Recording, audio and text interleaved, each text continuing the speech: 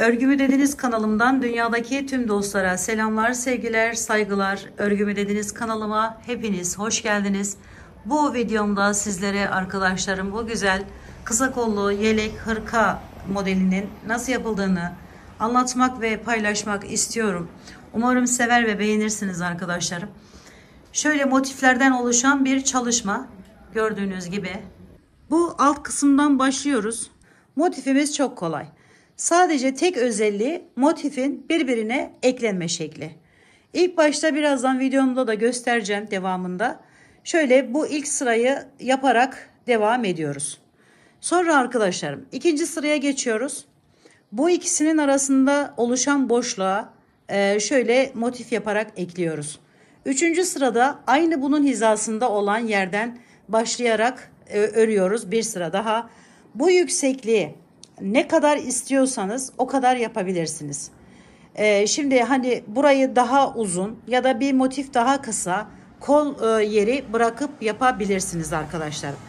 Şimdi kola geldiğimizde ben burada 3 sıra şeklinde yaptım. Bakın birinci sıramız burası, 2 burası, 3 burası. Dördüncü sıraya geldiğimizde ve ara boşluğa eklediğimiz motiften devam ettiriyorum. Şöyle iyice anlaşılsın ki arkadaşlarım bu şey olmasın. Şöyle devam ettiriyorum bakın. Bunu videoda da anlatıyorum ama böyle de göstererek de anlatmak istedim. Arkasını çevirsen anneciğim. Şimdi buradan devam ettim geldim. Bakın ekleyerek.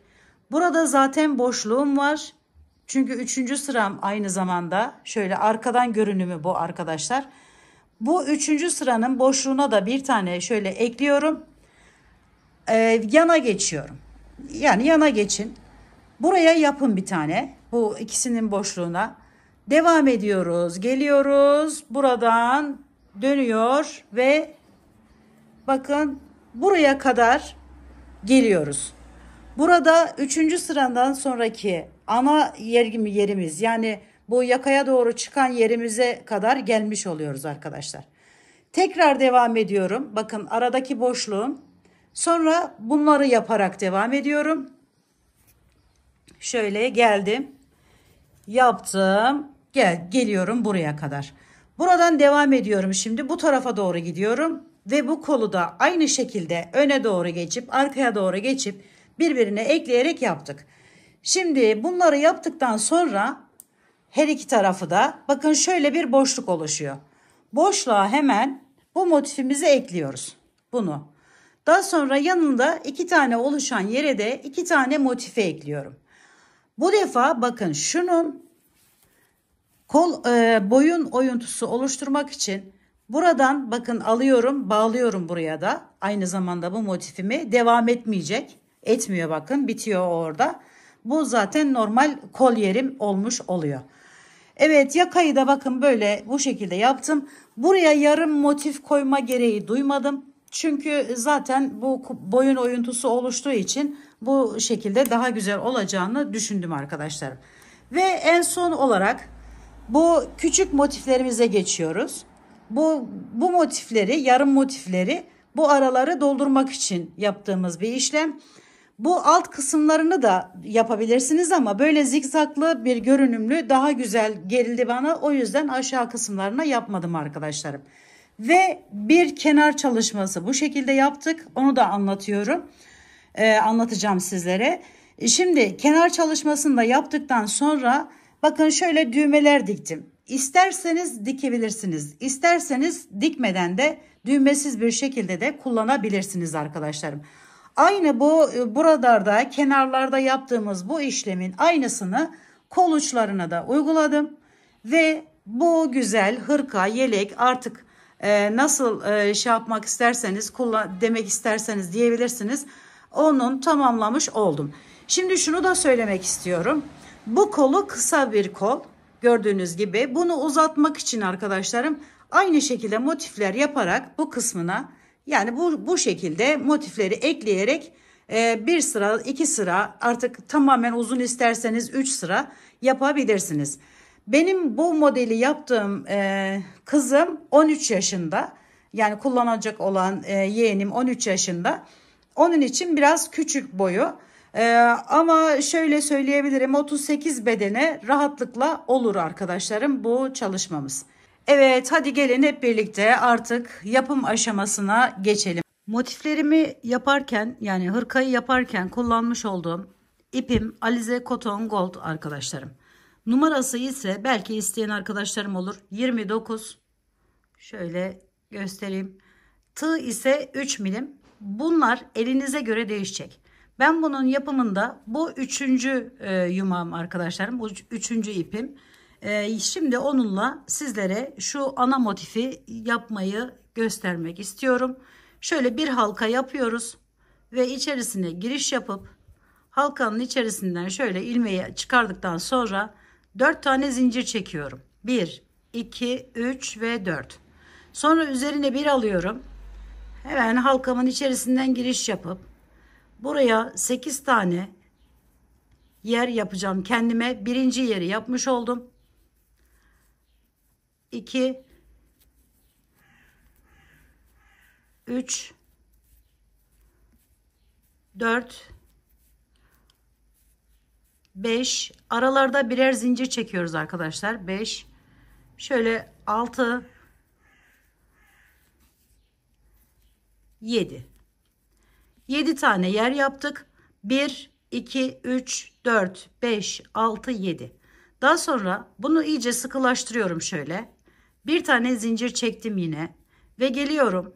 Şuradan giriş yapıp hemen üstünden şu şekilde alıyorum. Motifimiz çok kolay. Sadece eklemesi farklı göründüğü için böyle duruyor arkadaşlar. Şimdi buraya geldik. Bir tane zincirimi çektim. Yine 4 tane zincir çekiyorum. 2, 3 ve 4. Daha sonra üzerine bir aldım. Ve bakın hemen yanındaki boşluktan buradan girişimi yapıyorum. Bu fazla ipimi de alttan götürüyorum. Şöyle yarım trabzan yaptım. 1, 2 ve 3. 3 tane yarım trabzan yaptım yanına ve hepsini birlikte çekiyorum. Sonra 5 tane zincir çekiyorum bununla birlikte. 1, 2, 3, 4, 5. Bu zincirleri biraz gevşek yapın, daha güzel dursun arkadaşlar. Sonra hemen yanındaki boşluktan giriş yapıp 4 tane bu defa yarım trabzan yapıyorum. 1, 2, 3 ve 4. Sonra bunu yine birleştirdim. Yine 5 tane zincir çekiyorum. 1, 2, 3, 4, 5. Yanına devam ediyorum. 8 tane bu şekilde çiçeğimizi oluşturuyoruz arkadaşlar. Yaprak yaparak 3 ve 4 birleştirdim. 1, 2, 3, 4, 5 zincir. Tekrar devam ediyorum aynı şekilde.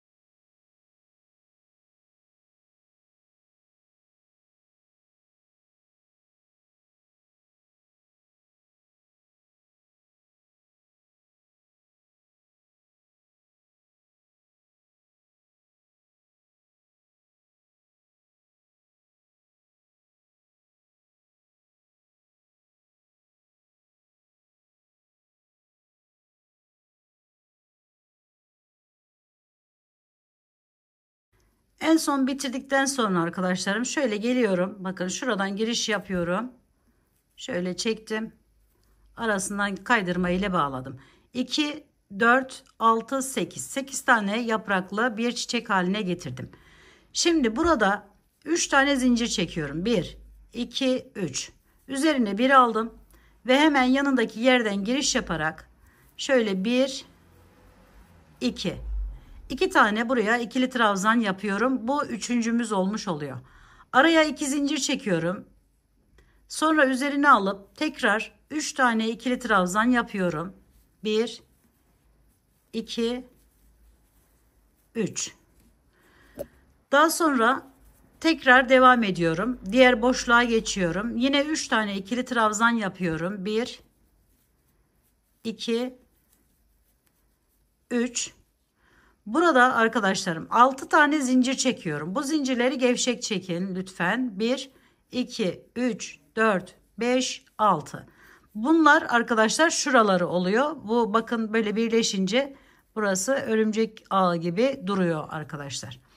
Evet, şimdi 6 zincirden sonra üzerine yine alıp yanına hemen 3 tane ikili trabzan yapıyorum. 1 2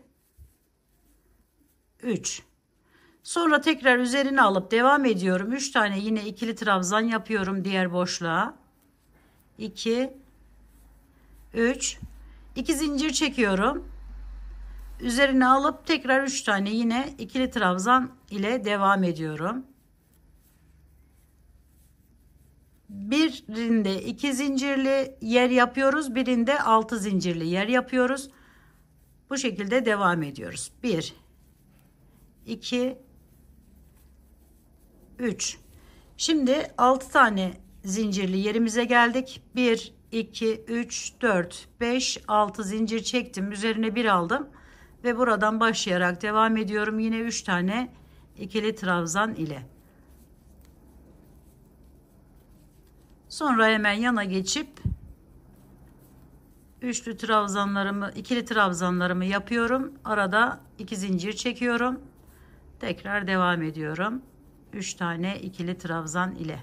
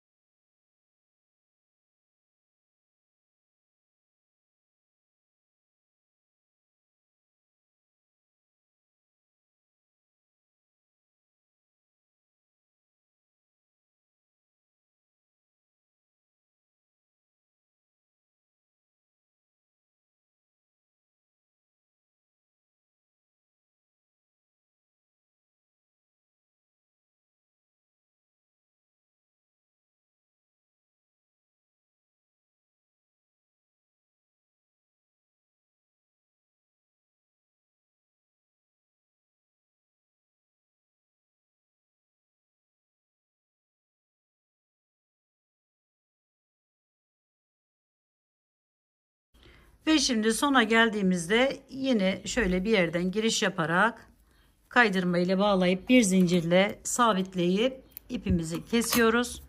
Ve bu şekilde motifimizi oluşturmuş oluyoruz arkadaşlar. Şimdi bu motifi arkadaşlar şöyle bu modeli açalım. Kime yapacaksak ben bunda 1 2 3 4 5 6 tane motif kullandım bunu yaparken.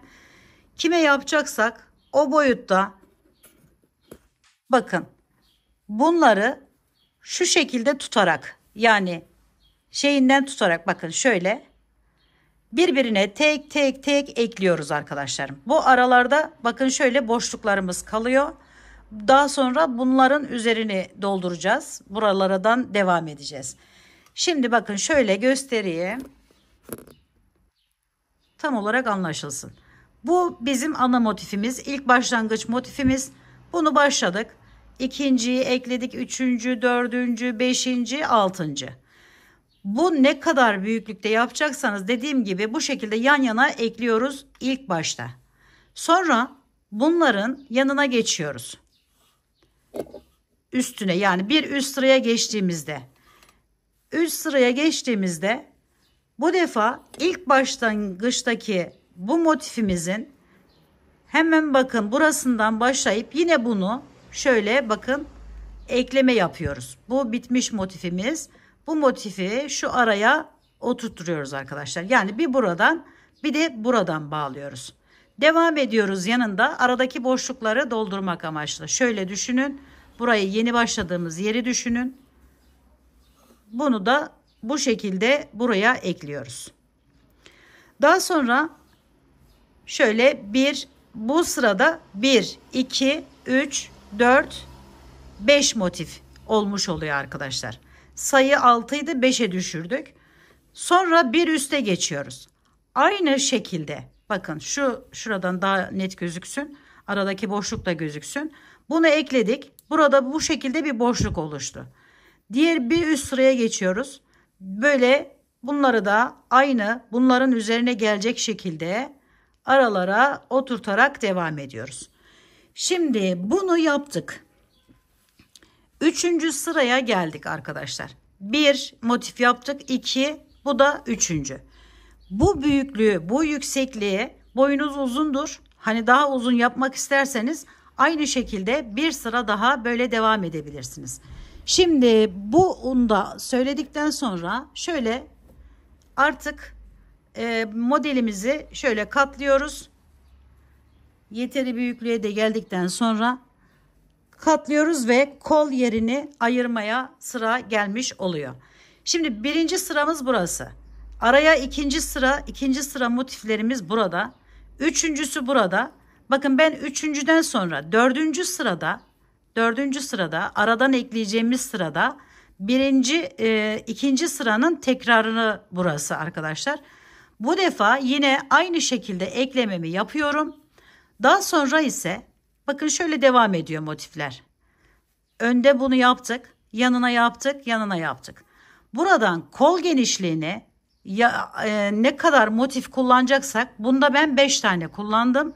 6 yapabilirsiniz, 7 yapabilirsiniz. Şimdi sadece arkadaşlar bu parçaya yani 1, 2, 3. Sıradaki bu parçaya ekleyerek devam ettim. Bakın şöyle göstereyim. Burayı artık unutun. Burayı yokmuş gibi davranın. Şu görüntüyü elde ettikten sonra kol ayrımına geldiğinizde bunu yapmanız gerekiyor. Daha yüksek de yapabilirsiniz dediğim gibi şu mesafeyi. Şimdi buradan başlıyorum. Şu ikisine ekleyerek devam ediyorum. Bunu ekledim. Bunu ekliyorum. Bu şekilde kolu kaç motifli yapacaksak ekledim geldim. En son olarak buna geldim. Burada zaten bakın şu sıradaydık. Bunun ikincisine sadece burayı eklemiş oldum. Burayı bitiriyorum. Sonra arkaya geçtim. Şöyle. Umarım anlaşılır arkadaşlarım. Çok güzel ve herkesin yapmasını istediğim bir şey. Arkaya geçiyorum. Arkada arkadaşlar bakın kolu yaptım geldim. 5 tane motifi yaptıktan birbirine ekledikten sonra 6. motifi hem buradan getirdiğime hem de buradan olan boşluğuma yapıyorum. Şöyle düşünün. Burayı tamamlamış oluyorum. Şimdi burada bırakın, tamam mı? Burada bırakın. Sonra öne geçin. Önde bunu yapın arkadaşlarım. Yani kolun ikinci sırasını. Şöyle göstereyim. Kolun ikinci sırasına geçiyoruz. Şu öndeki bu yüksekliğini gösteren hep aynı şekilde bağlanan yerimiz. Bunu yaptık. Buna ekledik. Sonra bırakıyoruz tabi. Sonra ikinci motifimizi yaptık. Tekrar hem buna ekliyoruz hem buna ekliyoruz. Üçüncüyü yaptık. Bunu yapmıştık zaten. Burayı görmeyin. Bu motifimizi hem buraya hem buraya bağladık. Sonra bunu aynı şekilde hem buraya hem buraya bağladık. Bunu da aynı şekilde hem buraya hem bu kısmına bağlıyoruz. Şimdi 3 sırada aynı hiç değiştirmeden bu şekilde yaptık. Şimdi bakın bu yükseklik olan yerimiz yani ön kısım, ön parçamız şöyle göstereyim. Şu şekilde bu kadar hani çocuğun boyu yetiyor diye 4 tane motiften oluşuyor. Yani olarak 4 tane motiften oluşuyor. Aralarda da tabii bunlar var ama bunlar daha sonra bu boşlukları dolduracağız arkadaşlarım. Hemen arkasındaki sırada ise 1, 2, 3, 4 tane yine. Çünkü buraya ekleme yapmıyoruz arkadaşlar. Şimdi bu şekilde ön kısmını, yani kol kısmını şöyle göstereyim.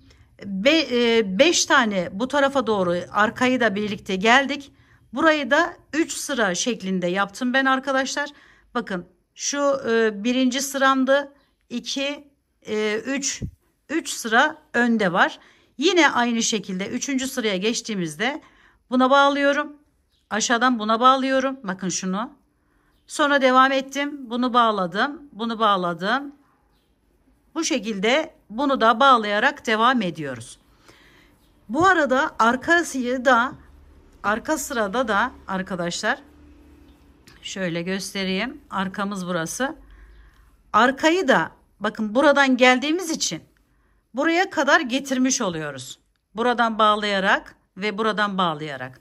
Dolayısıyla zaten bu kolunda çoğunu yapmış oluyoruz arkadaşlar. Sadece öyle bir zaman geliyor ki sadece bu kol kısmını için 5 tane motif yapıp ekleyip tamamlanmış oluyor modelimiz.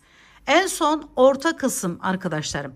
Bakın şurası boş kalıyor. Çünkü burada 3 tane var. Burada 3 tane var. Ortada boşluk kalıyor. Bu boşluğa bir tane yer yapıyoruz. Bir tane. Sonra 2 tane boşluğumuz oluşuyor arkadaşlar. Şöyle boşluk oluşuyor. Bu boşluklara da birer motifle burayı da tamamlıyoruz. Buraya da bağlıyoruz aynı zamanda ve bu kol boyun oyuntusu oluşmuş oluyor. Bakın şu şekilde. Önde zaten buradan geldi, devam etti. Arkada buradan geldi, devam etti ve şu görüntüyü elde ettik. Birazdan bunun kenarını nasıl çevirdiğimi de göstereceğim size. Şimdi bakın burada yarım olan motiflerimiz. Bunu da göstereceğim şimdi size. Bu boşluğu doldurup buralara gördüğünüz gibi ilk başta düğmeler dikmiştim arkadaşlarım. Onun da yarım motifi de nasıl yaptığımı şimdi sizlere anlatacağım arkadaşlar. Bakın buraya yaptım 3 tane. Aynı şekilde burada da 3 tane yarım motif yaparak tamamlayacağız. Onu da yine bir halka yapıyorum. Şöyle içerisinden giriş yaptım. 1, 2, 3, 4 tane zincir çektim. Sonra üzerine bir alıyorum. Buraya 4 tane boşluklu yeri oluşturuyorum. Birinciyi oluşturdum. Bir zincir çektim. 2, 3, bir zincir çekip tekrar dördüncüyü yapıyorum arkadaşlarım bu şekilde. Burayı da birazcık şöyle sıkılaştırıyorum. Çok fazla da sıkmayın derim. Şimdi buradan model ters durmasın diye, tamamen ters durmasın diye 1, 2, 3, 4 tane zincir çekiyorum. Geliyorum tam bu orta birleşim yerinden giriş yapıyorum. Hep önden çalışmak için yaptığım bir şey bu arkadaşlar. Sonra buraya bağladım. Tekrar 1, 2, 3, 4 tane zincir çektim. Şöyle bunu da alıyorum alttan. Bakın şu ilk yerden giriş yaparak şöyle birleştiriyorum. 4 zincirle yükseldim arkadaşlar. Sonra üzerine bir alıyorum. Bakın bu boşluktan giriş yapıyorum. Buraya 1, 2, 3, 4. Bu kenardaki yeri saymıyoruz bu defa. Oraya birazdan diğer üst kısımda yapmamız gereken işlemi yapacağız. Arada 1, 2, 3, 4, 5. Hiçbir değişiklik yok. Sadece yarım bir çiçek yapıp motif yapıp ekleyeceğiz arkadaşlar. Şöyle 2, 3 ve 4 birleştirdim. 1, 2, 3, 4, 5 zincir. Tekrar üzerine alıp devam ediyorum.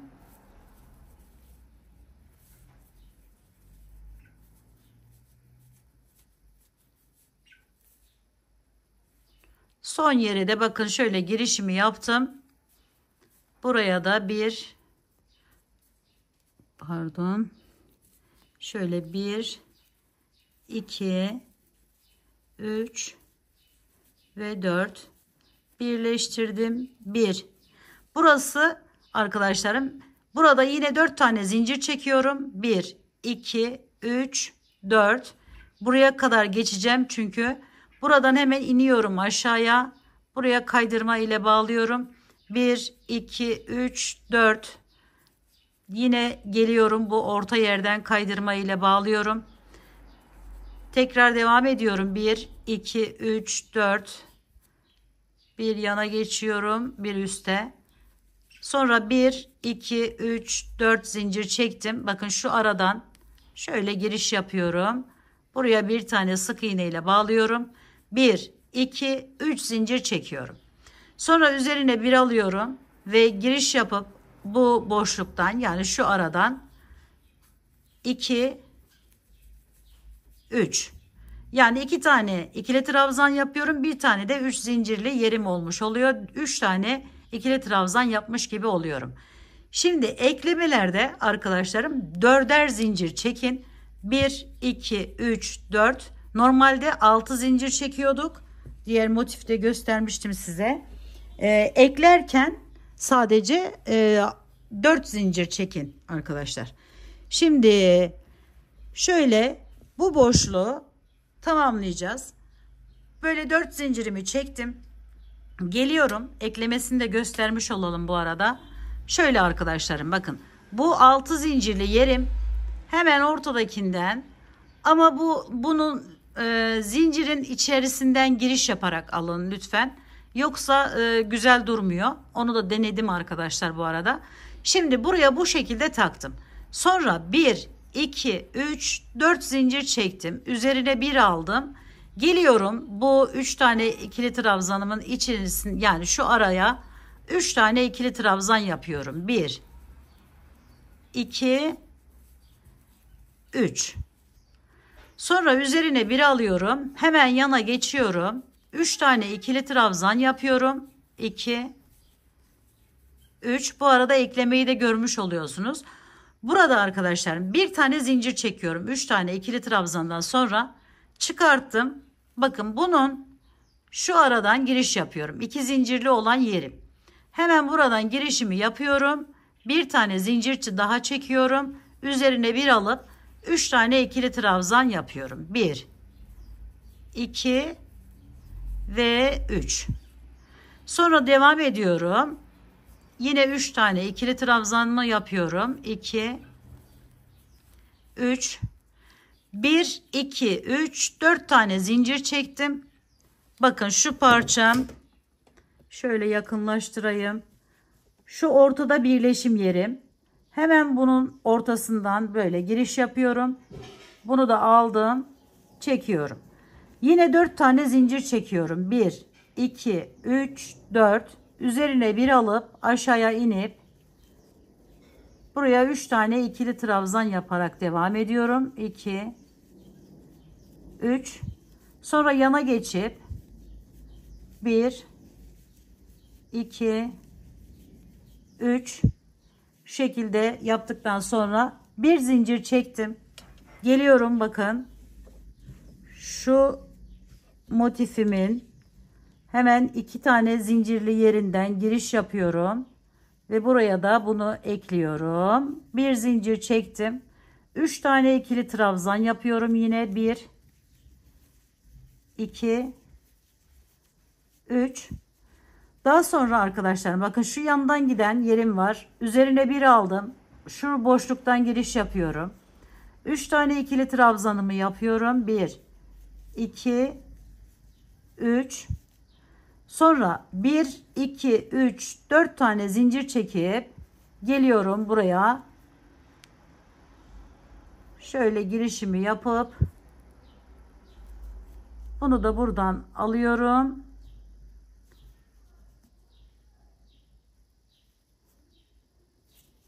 Ve geçiriyorum. Şimdi tekrar 4 zincir, 1, 2, 3, 4.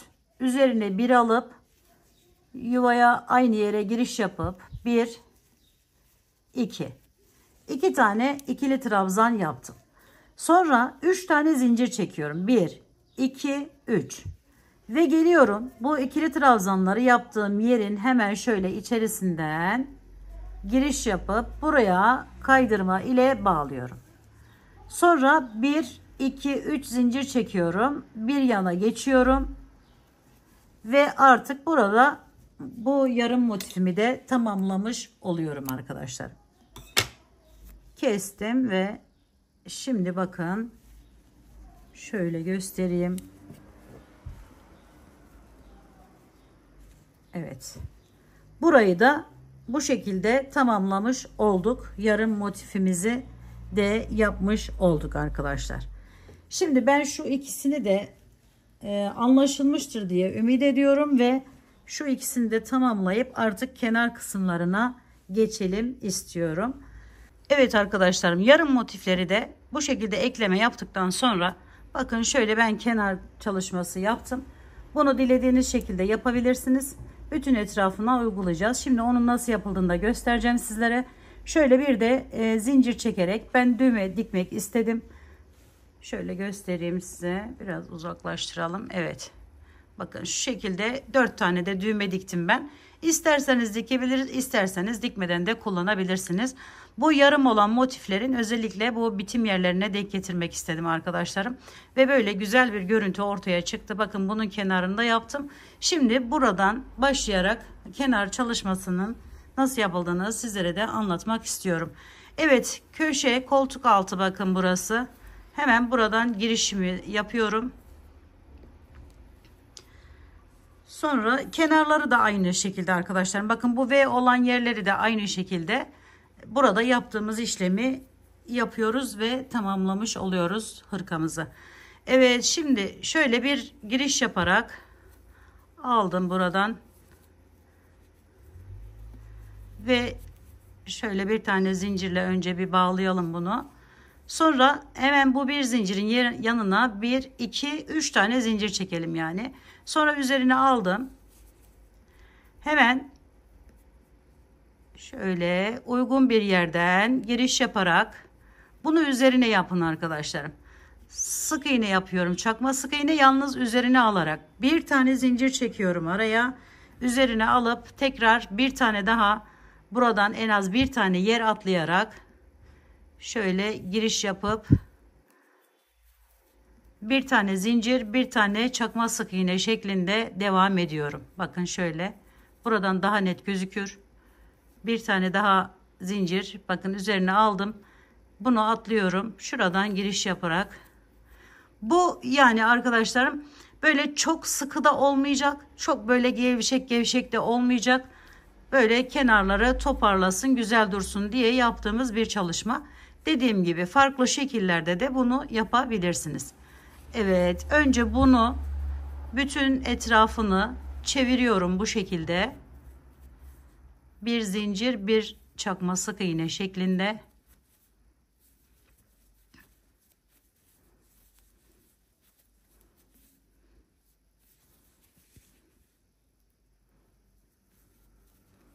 Zincirlerin şöyle üzerlerinden alarak yaparsanız daha güzel duruyor. Şu şekilde de yapabilirsiniz. Ama bence bu şekilde yapmayın derim. Kenarları toplasın biraz.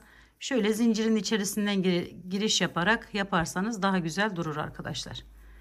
Evet. Şimdi böyle çevirelim etrafını.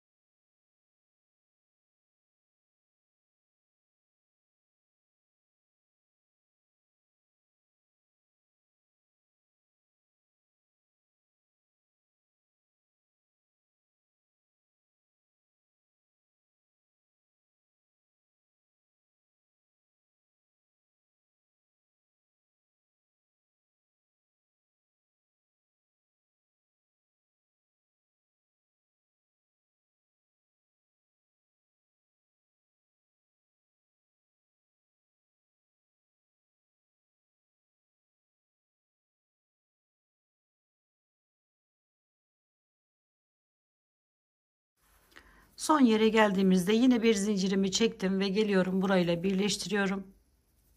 Şu şekilde. Sonra arkadaşlarım şöyle giriş yapıyorum. Tersinden bakın aldım. Bir tane buraya şöyle çakma sık iğne yaptım. Yani ters sık iğne yaptım. Daha sonra şu haldeyken bakın şuradan giriş yapıyorum. Hemen yanındaki boşluktan alıyorum. 1 üzerine aldım. 2 üzerine aldım. 3 3 tane bu şekilde yer topladım. Şimdi bunları şöyle 1 2 3 3 defa da çektim. Daha sonra geliyorum. Hemen yanındaki boşluktan giriş yapıp buraya bu şekilde ekliyorum. Şöyle. Sonra aradan bir tane atlıyorum. Bakın bunu atladım. Buradan giriş yapıyorum.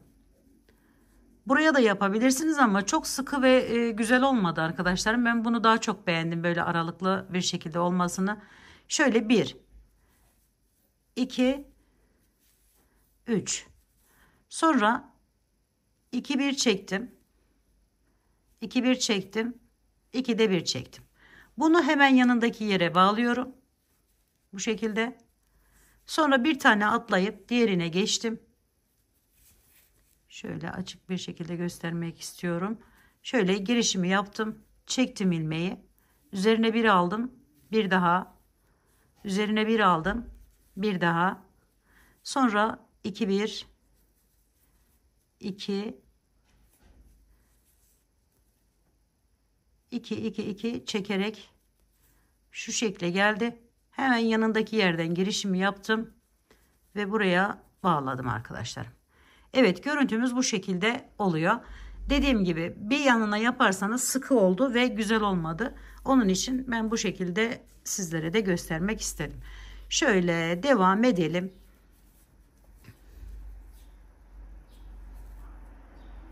Hepsine bu şekilde yerler yaparak çeviriyoruz.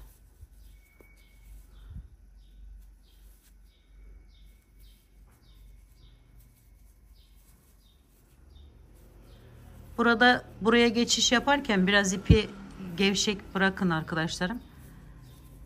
Arada sıkmasın, kasmasın.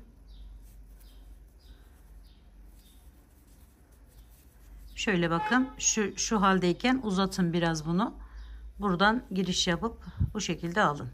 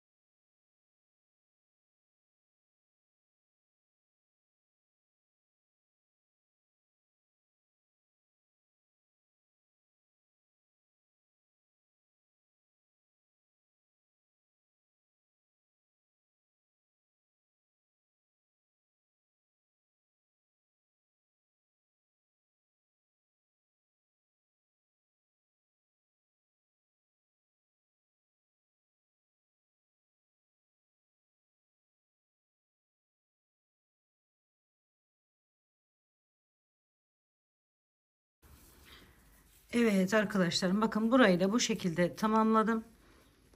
Şöyle göstereyim iyice.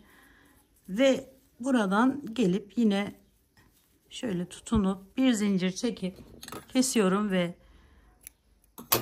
hırkamızı, yarım kollu yeleğimizi ya da tamamlamış oluyoruz arkadaşlarım. Şöyle bunu da arkadan saklıyorum.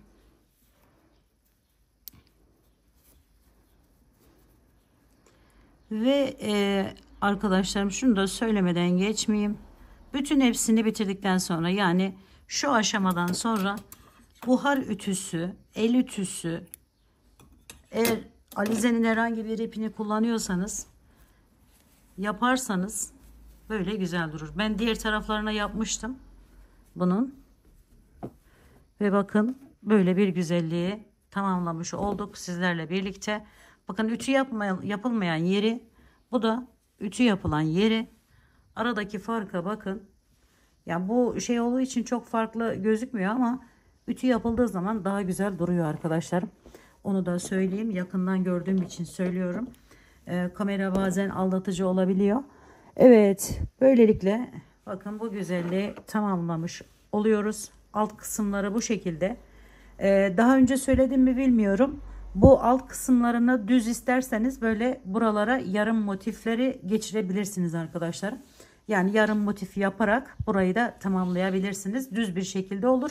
Ama bence böyle daha güzel bir görünüme sahip diye düşünüyorum. Tabi tercih meselesi. Ben onu da söylemiş olayım. Bilginiz olsun. Yani o şekilde de yapabilirsiniz. Evet arkadaşlarım, bu videomda da sizlere bu güzel kısa kollu yelek, hırka yapımının nasıl yapıldığını anlatmak, paylaşmak istedim. Umarım sevmiş ve beğenmişsinizdir. Yapacak olan arkadaşlarıma şimdiden kolaylıklar diliyorum. Örgümü dediniz kanalıma abone olmayı, beğenmeyi, yorum yapmayı, paylaşımda bulunmayı unutmazsanız çok mutlu olurum. Bir dahaki en farklı örgü model, teknik ve tasarımlarında görüşmek üzere. Hoşça kalın, sağlıkla kalın, Allah'a emanet olun arkadaşlarım.